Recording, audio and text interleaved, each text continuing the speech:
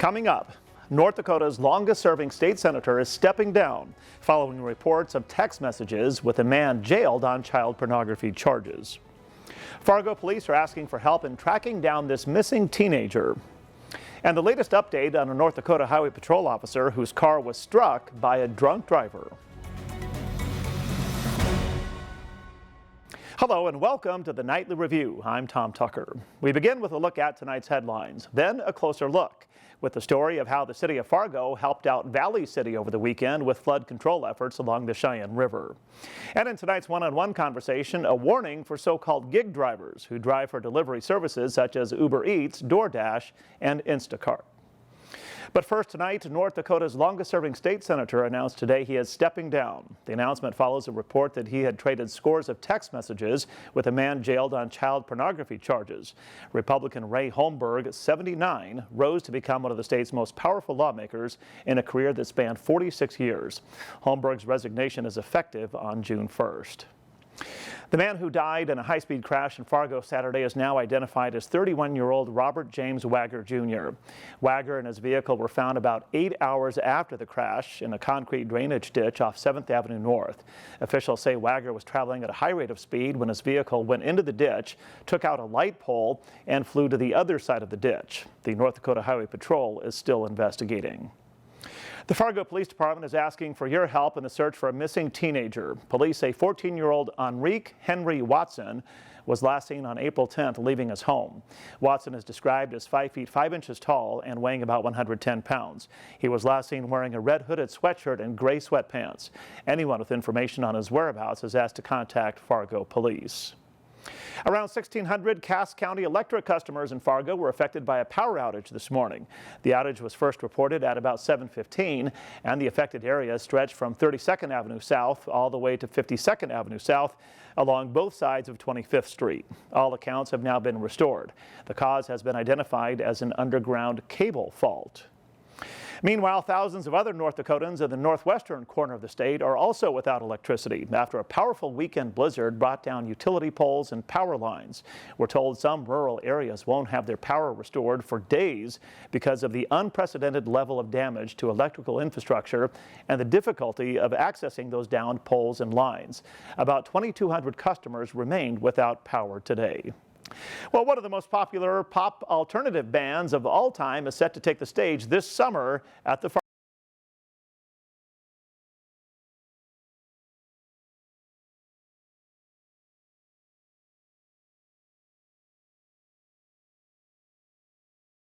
12th. The world tour commemorates 20 years since the band's formation and debut album.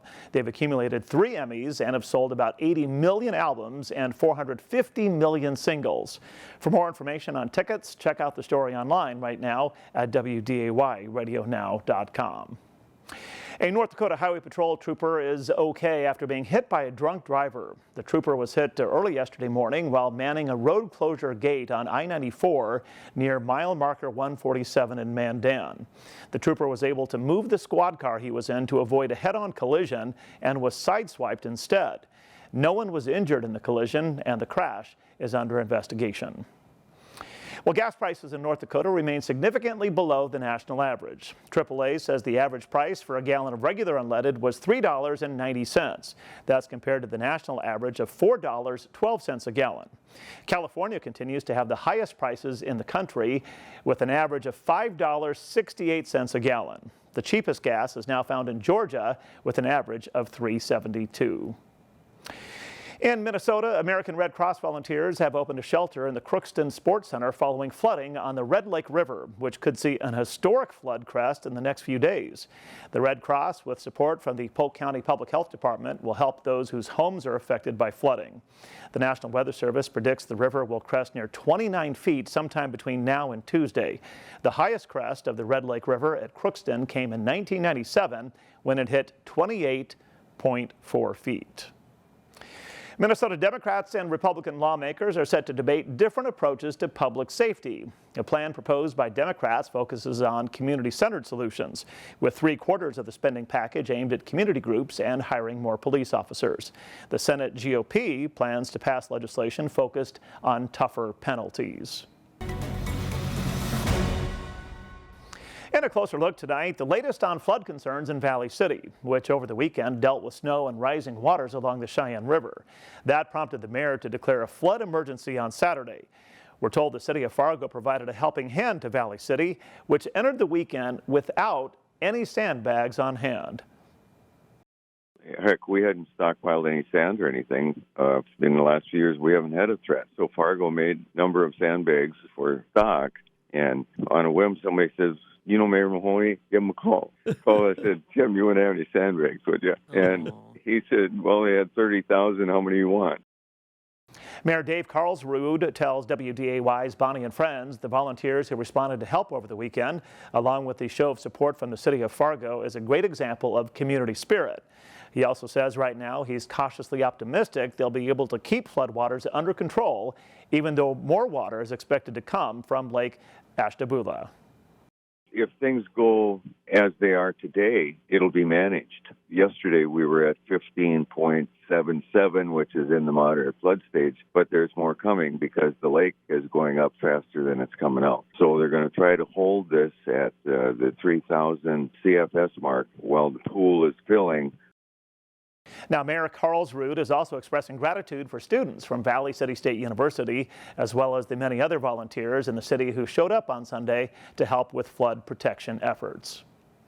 Well, if you enjoy watching the Nightly Review and find it's a good way to stay informed on what's happening in the FM Metro and beyond, please be sure to subscribe and tap the bell below to make sure you catch every episode.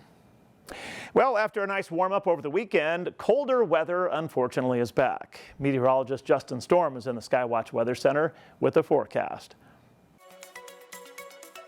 Thanks, Tom. It's been a very unseasonably cool day today, and temperatures will get pretty cold tonight for this time of year, near 20 degrees with northwest wind, lightening up between 10 and 20 miles per hour. We'll see the clouds gradually decreasing, which is going to reveal a mostly sunny afternoon on Tuesday. Temperatures warm to the lower 40s with north wind around 10 to 15, and into your Wednesday, the wind will pick up out of the southeast around 15 to 30 miles per hour. We'll have partly sunny skies with highs in the mid and upper 40s, and an isolated light rain sprinkle can't be ruled out throughout the afternoon.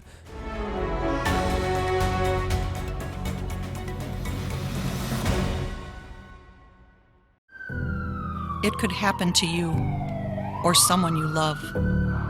One moment, one diagnosis can change everything. Thankfully, there's a program that helps caring people uplift families through a crisis. Lend a Hand Up, raising financial help and hope through community benefits and online campaigns. A program that boosts generosity so gifts go further. Lend a Hand Up helps you help your neighbors. Learn more and give at lendahandup.org.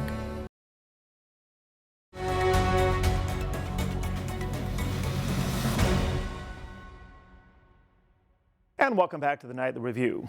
In tonight's one-on-one conversation, the topic is a warning for so-called gig drivers. That's people who drive for delivery services like Uber Eats, DoorDash, and Instacart. North Dakota's insurance commissioner says many of these drivers are not properly insured, and they're not discovering that until after they're involved in accidents. I first asked John Godfread to elaborate on his warning for these drivers. Since the pandemic, and really even before that, we've had a recent uptick. I'm sure you use them, Uber Eats or Instacart or Food Dudes or you name it. I mean, there's a bunch of these different delivery services out there have really taken off, especially during that pandemic. I know I've used the services and my family uses them. We frankly love them. It makes life convenient. And it's a really good opportunity for folks who are looking for either a side gig or want to make some extra cash and do this kind of personal shopping almost for you.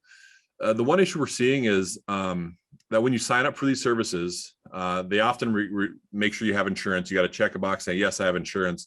The thing that's been getting missed is that if you're doing a commercial activity, so this is all commercial activity, right? You're making money delivering food to or other things to other people.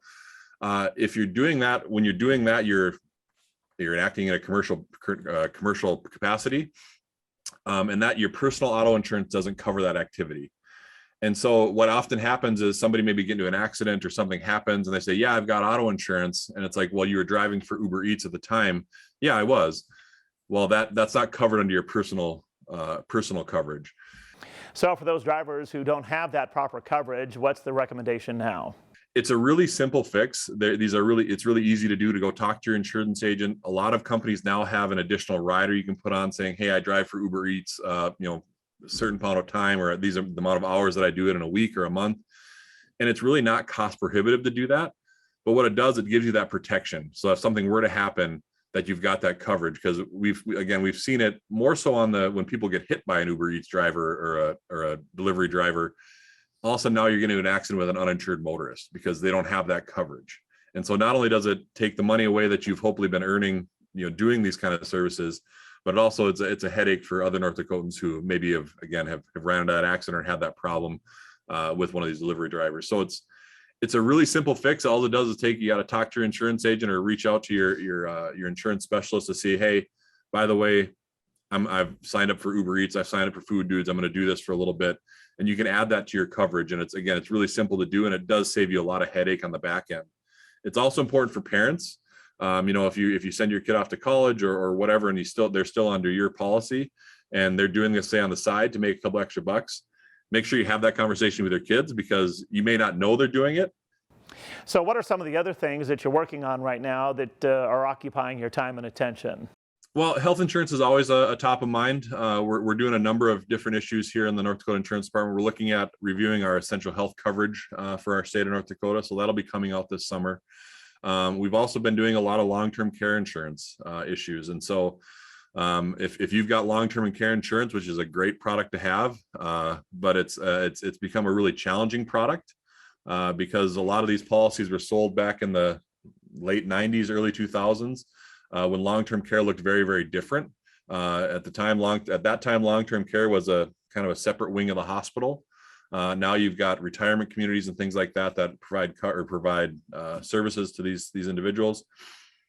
Those coverages are expensive, and so we've seen a dramatic increase in rates in those areas. So we're working with our long-term care providers to balance that fairness between the services that are offered and covered versus what people are paying into those policies.